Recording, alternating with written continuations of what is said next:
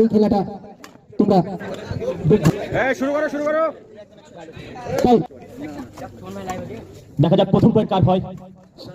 চমৎকার ফাঁকি চলছে, গ্যাপ চলছে, বলতে বলতে শট ছিল দেখার মতো, ভলি করে দিয়েছেন বলতে তোড়ে চমৎকার কোচ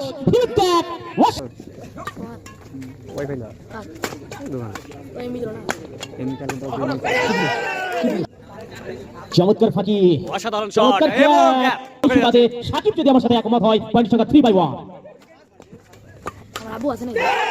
আরেকটি পয়েন্ট হয়ে গেল 5 সাইড